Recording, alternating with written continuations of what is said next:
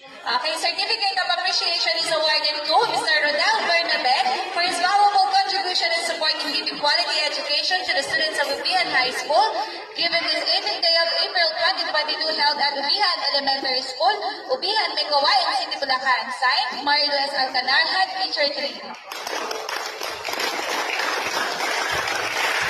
Okay, maraming salamat po. Ano yung sunod? Okay, next po, certificate of appreciation is awarded to DJ Lonely Man Foundation.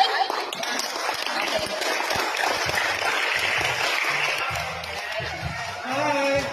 Ready? 1, 2, 3, smile! Okay. Okay, Ma'am Lenny po. Okay, this time naman po from the elementary school. Certificate of appreciation is awarded to DJ Lonely Man Foundation for their valuable contribution and support in giving quality education to the students of Ubihan Elementary School. Signed, Ma'am Romana Tin Ramos.